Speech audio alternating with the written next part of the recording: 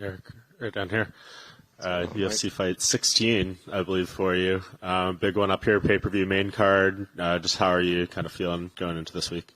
I feel great. I think they picked a really good fight to open up the main card and, get the party started. I think me and Mark have similar styles. I think we'll both meet in the middle and, let them hands ride.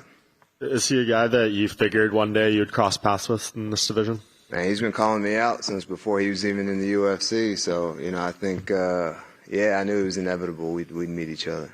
Does that make it a little, I don't know, personal? Like when someone's calling you out for years on years? What do you think about that? It doesn't matter to me. I'm going to fight somebody. I think it makes it more enticing for the fans to watch when, somebody says, I want to fight this guy over and over and over again. So, he's just going to have to remember after I beat him on Saturday that he asked for that.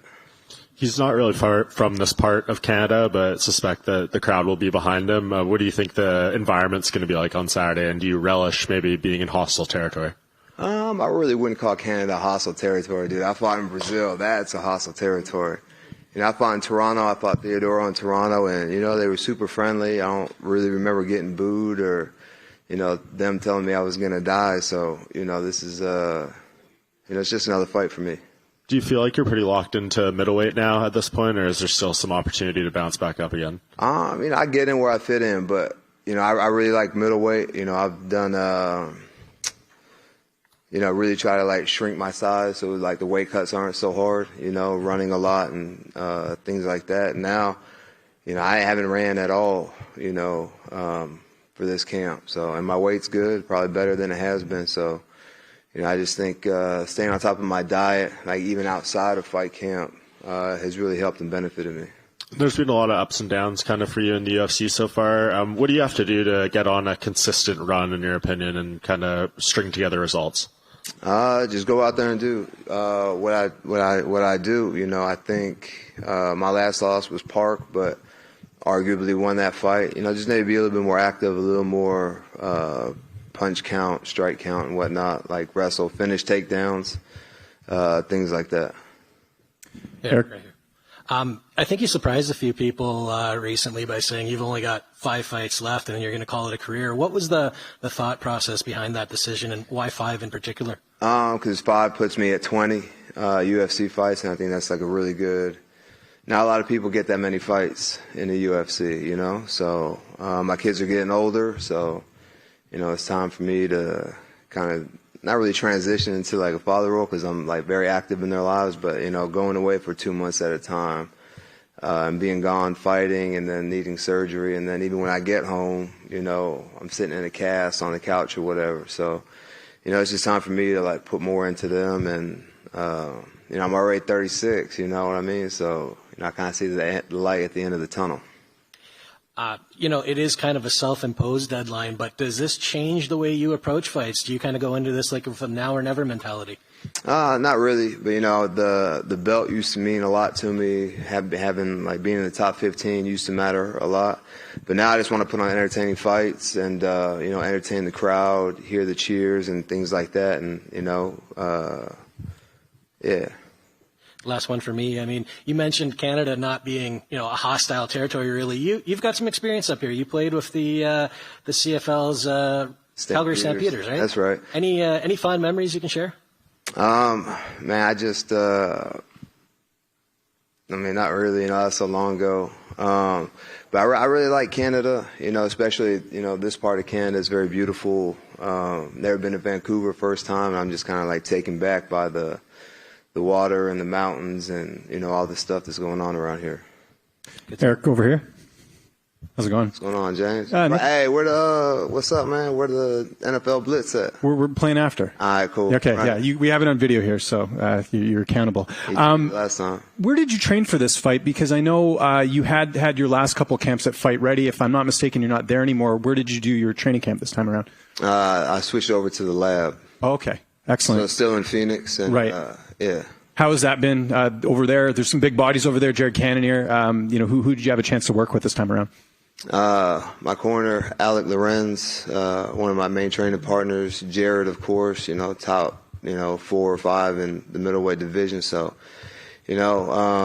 Yeah, it's been good. It's been great. Those guys really took me in with open arms and, poured a lot of time, effort, and energy into me. So I'm really appreciative for those guys. How long has that switch been? When did you make the move over there? Pretty much right after my last fight. I kind of fell victim to some political nonsense, between – I didn't even have anything to do with it. I'm just kind of like a casualty of. Yeah, no, I know the story. I already know what happened, but yeah, that's at least you found a home at the lab. Is it the same sort of thing as last time, where you're out there, you're away from your family, you're kind of on your own, renting an apartment, kind of like Rocky style, just with nicer weather?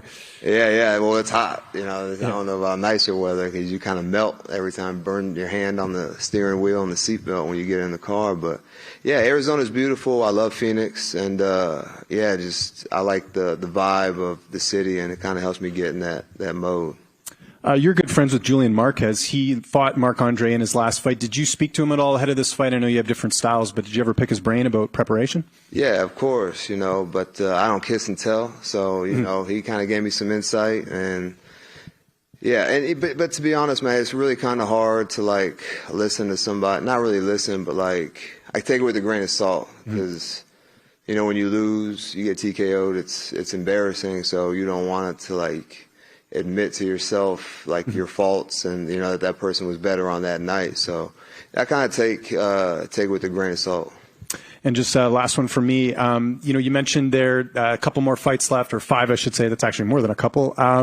You have a lot of things going on outside the cage, I know, and that's something we've talked about in our interviews. How set are you sort of after this with some of the things you have established business-wise outside the UFC?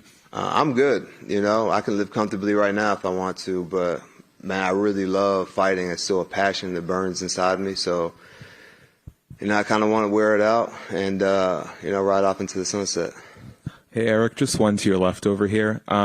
It doesn't feel like that long ago that we were talking about this dude, Eryk Anders' third fight headlining in Brazil opposite Lyoto Machida.